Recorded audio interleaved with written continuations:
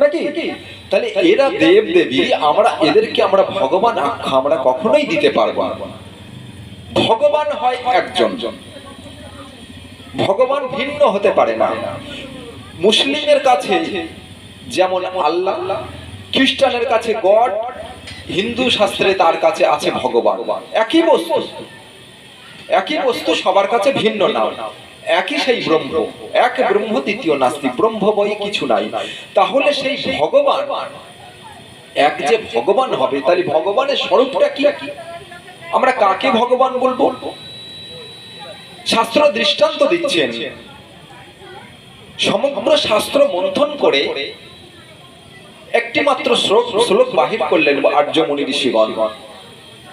লক্ষ্যশ্চ চতুর্বেদা দ্বিলক্ষ্যশ্চ ধর্মশাস্ত্রক ত্রিলক্ষ্যশ্চ ভেষজ গ্রন্থ চতুর্লক্ষ্যশ্চ আগম অষ্টাদশ পুরাণানি নবব্যাকরণী চ ভারত দধিভাণ্ড গীতা মন্থন দণ্ডর এব পুনঃ পুনঃ সারম সারম ইদানম প্রাপ্তম রাধা কৃষ্ণ চতুরাক্ষরম। কি বললেন? লক্ষ্যশ্চ চতুর্বেদা, আমাদের লক্ষ্য এক বেদকে চার ভাগে ভাগ করা হয়েছে। আবার কি হলো?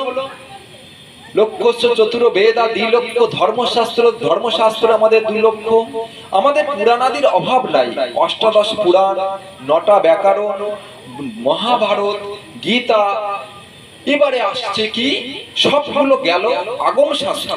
শাস্ত্র একে বলছে সবগুলো মন্থন করে। কিভাবে মন্থন করলো না? ভারত দধিভাণ্ড, যেমন দধিকে মন্থন করলে নবনীত উত্থিত হয়, সার বস্তু দুধের সার নবনী, তেমনি সমস্ত শাস্ত্র গ্রন্থ মন্থন করে। কিসের দ্বারা মন্থন? মন্থন করতে গেলে তো একটা দণ্ডের প্রয়োজন। দুগ্ধ মন্থনে যেমন একটা দণ্ডের প্রয়োজন লাগে, দিয়ে সেটাকে পাক দিতে হয়, তবে নবনী উত্থিত হয়, তেমনি সমস্ত শাস্ত্র মন্থন করা হয়েছে একটি মাত্র দণ্ড, যেটা হলো গীতা মন্থন দণ্ড রেব পুনঃ পুনঃ। বারবার বারবার সেই গীতা রূপ দণ্ড দিয়ে, গীতা রূপ দণ্ড কেন বলা হয়েছে? এটাকে বলা হচ্ছে জ্ঞান দণ্ড।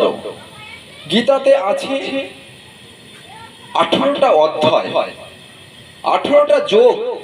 এই যোগ হচ্ছে আমাদের জ্ঞান যোগ, ভক্তি যোগ, সবগুলোকেই যোগ বলা হয়েছে।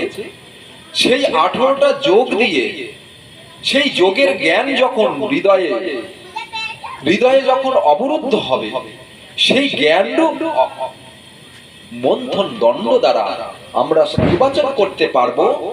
কি নির্বাচন করে মুনি ঋষিদের উঠলেন? সারম সারম ইদানম প্রাপ্তম রাধা কৃষ্ণ চতুরাক্ষরম।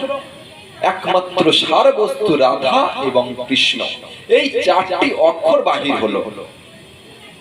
তাহলে আর্য মুনি ঋষিগণ এই 4টি অক্ষর বাহির করলে রাধা কৃষ্ণ ছাড়া জগতে আর কিছু নাই।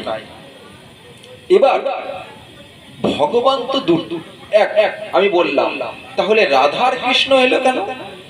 ভগবান অনাদির আদি গোবিন্দ, তিনি অনাদির আদি। অনাদি অর্থাৎ পৃথিবী।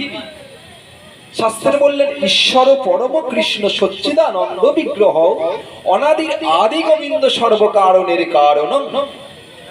তিনি পৃথিবীরও আগে যিনি আছেন, তার কোনো সৃষ্টি নাই, ধ্বংসও নাই, তিনি ভগবান। তিনি পৃথিবী সৃষ্টির আগেও আছেন, বর্তমানে আছে, ভবিষ্যতে থাকবে, তাই তিনি ভগবান, সর ঐশ্বর্য পূর্ণ ভগবান। তিনি ইচ্ছা করলেন একমব্যদ্বিতীয়ম, এক দেহে বিলাসনে রস নয় আস্বাদনে, তথির কারণে ভিন্ন ভিন্ন। এক দেহ থেকে তো রস আস্বাদন হয় না। ভক্ত যদি না থাকে, ভগবানের ভগবত্তা পূরণ হয় না। আবার ভগবান থাকলে ভক্ত থাকতে হয়, একে অপরের পরিপূরক। তাই ভগবান চিন্তা করলেন বা অঙ্গ থেকে রাধারানীকে সৃষ্টি করলেন।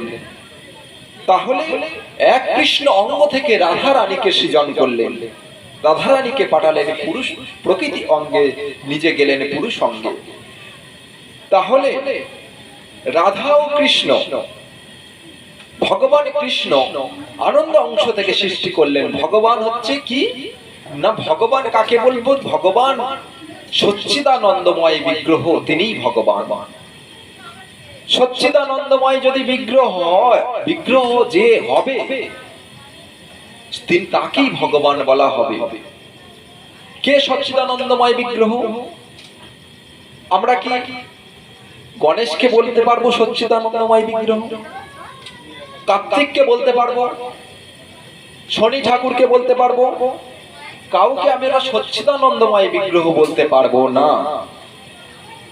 সৎ চিৎ আনন্দময় বিগ্রহ। সৎ সন্ধি বিচ্ছেদ করলে সচ্চিদানন্দকে সৎ যুক্ত চিৎ যুক্ত আনন্দ, এই তিনটে বস্তু মিলিয়ে হয় ভগবান।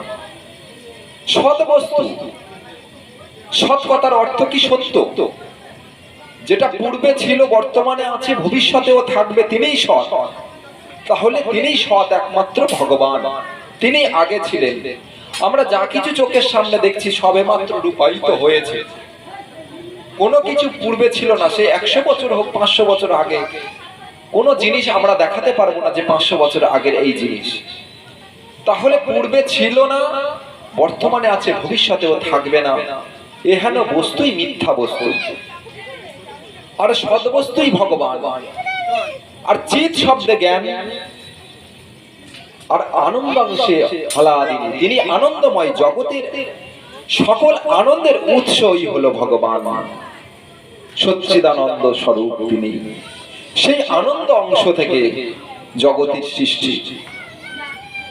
তার সহজ প্রমাণ, জীব যদি আনন্দ না করে, আনন্দ যদি বিরাজমান না হয়, পিতামাতা যদি আনন্দ করতে না যেত, তাহলে আমার এই দেহটা সৃজন হতো না। সকল প্রাণীগণ যদি আনন্দে না ভেসে যেত, তাহলে কোনো জীব সৃষ্টি হতো না, নাকি?